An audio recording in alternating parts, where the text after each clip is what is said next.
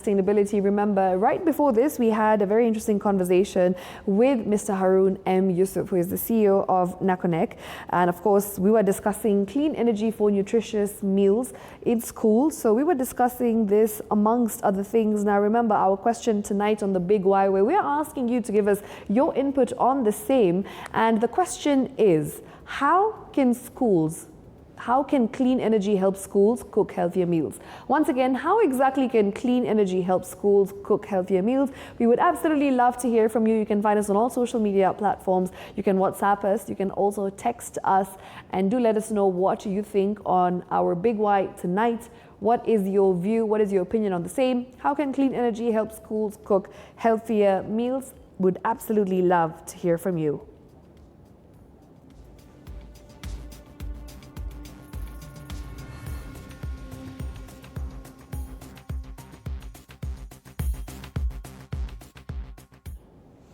All right, and let's get back into the interview that we were having with Mr. Harun. Now, Mr. Harun, today's local stakeholder consultation has brought together many partners, as you've mentioned. We've also seen the same on the story that we had covered. So what are some of the things that you are hoping to come out of this, and what exactly could you think would be the possible outcome of these partnerships? Thank you very much. Today's stakeholder engagement was largely to have a national conversation, a feedback mechanism on what they were thinking about this technology and its sustainability. Mm-hmm. We were also trying to lay bare the technology, the design of the projects, so that we can have their feedback and their comments on how it works in the schools. It's also a strategy for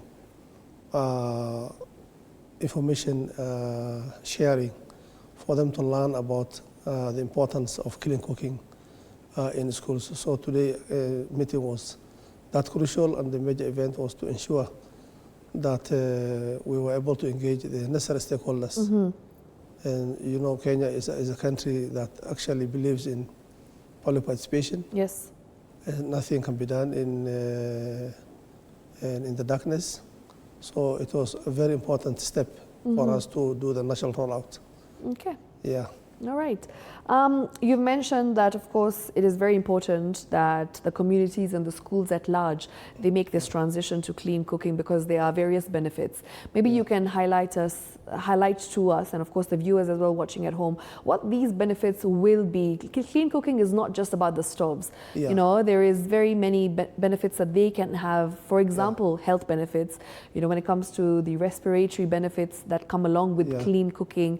We also have the likes of climate financing, which is an advantage to the communities as well. So maybe you can take us through some of these things that they would expect to be able to just benefit from the clean cooking move. Yeah, thank you very much. As you rightly mentioned, that Kenya's clean cooking project is is a very unique one. Yeah. In the sense that it brings together a number of the United Nations Sustainable Goals, including education, climate action, and health, healthier communities. So one of the key advantages that you'll be seeing was that today, I think you have seen, we were able to stream live the schools that we transitioned, particularly Garissa High School. And you saw the cook who was actually dancing in the kitchen. Yeah. He was able to clear cooking within 2 hours. Before midday, he was over with the cooking of breakfast, lunch, and the dinner. And he had all the time. Right. The kitchens were becoming more healthier. They are smokeless. The environment is clean. The cooking happens very fast. I was a high school principal for 20 good years. And one of the key challenges was that sometimes you will see riots in school emanating from the kitchen. Wow. Because either lunches were delaying. You'll be told of the story of the firewood supply did not supply, because you'll be told that it was probably intercepted by Kenya Wildlife or Kenya Forest, because it was illegal for him to collect firewood around. So all of a sudden you hear now chaos. But with this kind of approach, that will no longer happen in the schools. Yeah. They'll be able to eat the food early, cooks will be able to cook. So emission reduction will also is happening because it's smokeless, very healthy, and the food remains very nutritious because there's no overheating and there's no burning of the food. Yes. So the micronutrients remain intact. So those are some of the key health benefits. And more importantly again, this project is implementation of the Paris Agreement, Article 62 of the Paris Agreement, where we intend now to actually tap into the carbon finance, which is a virgin market as of now. As I told you earlier, the government of Kenya is facing a fiscal constrained space in terms of funding. Yeah. To support they have the ambition to support the school feeding program, but because of competing priorities, it may not be possible. But with the help of this project, this is going to become one of Kenya's national projects that is going to take us to the carbon finance. Okay. Where we will be able to now reinvest the proceeds of the carbon credits to support sustainable school feeding program. Okay. To cover the 10 million learners in Kenya.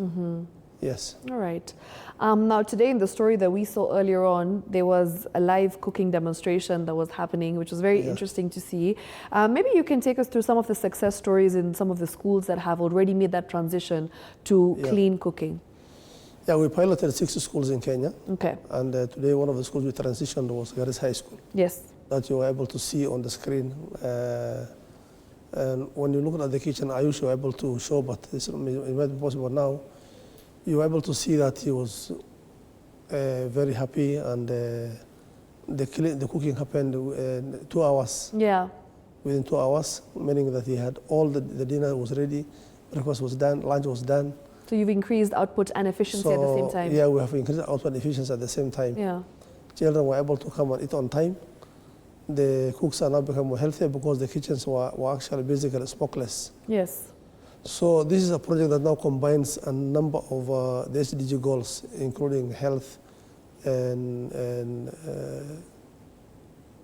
education, and the other important benefits like probably the ability to unlock climate finance in sustaining school feeding. Okay. So that is the kind of benefits we're now looking at Kenya as a whole. All right.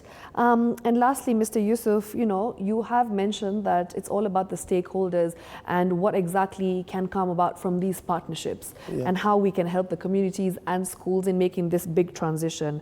Maybe you can just reach out to people who are watching right now, the public in general, as well as potential partners, and how exactly they can get involved if they want to help scale up this initiative in Kenya. So maybe you can talk to them, and hopefully somebody will be able to get involved, because I'm sure there's multiple people who are interested in this initiative, as it is a good initiative. So maybe you can speak to potential partners. Yeah, thank you very much. This is a national project. It is covering a huge space. Yes. We're talking of 40,000 schools in both secondary and primary where cooking happens. And this is not a space for only government. And even within government itself, it is a multi-sectoral approach where we are working together with the Ministry of Health and Energy, Environment, Education, and the National Treasury. So it's also a big opportunity for our partners to also come on board, and we're saying welcome to this particular space. There are no limitations, and we are prepared to work with everybody who is willing to support Kenya achieve universal school feeding. We already have a good number of partners working with us. We have the World Food Program, we have the Rockefeller Foundation, we have Children Investment Fund, which has actually been very big in this space. We have the World Bank, we have the African Development Bank. Quite a number of our partners are already engaged. Okay. And we're saying to the communities, to county governments, to local technology providers. Yes.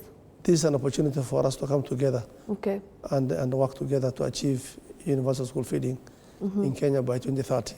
Okay. Yeah. And Mr. Harun, you've mentioned that you, as the National Council for Nomadic Education in Kenya, are well prepared for this change and this shift. Yeah. But are schools as prepared for this change? Yes, the schools are very prepared. Okay. Because the schools are part of government. And they are in every village in this country. Yes. And we have engaged our national government structures, beginning with the county commissioners, the county education officers, the sub-county directors of education, the BOMs. We have prepared a training manual, and we're also having engagement platforms with the teams. They are already very familiar with the challenges they are going through, because collecting firewood has always been a big challenge. Yes. It has been keeping children out of school, and also girls are being driven out of school. Because whenever there's the need to go and fetch firewood, girls were told to go to the forest and go and collect, and quite a number could not come back to schools again. True. So the schools are very ready for this shift, and we're making every effort to make sure that this awareness creation goes down to the lowest level structures of government, including the chiefs, who are actually very instrumental in driving this agenda, along with the head teachers, the parents, and the BOMs. Yeah. All right. Thank you so much, sir. That is Mr. Harun M. Yussuf, the CEO of course, that is the National Council for Nomadic Education in Kenya. We appreciate your time. Thank you. This has been quite an insightful conversation that we've had, an eye-opening one as such. And we as Green Fix, we really like to look at people and of course look at stakeholders as well as organizations who are trying to do their level best when it comes to going green. And this is an example of that. So thank you so much for engaging us and interacting with us regarding cleaner cooking, especially in schools. Yeah, thank you very much. All right. And with that, we would like to move on to our world and access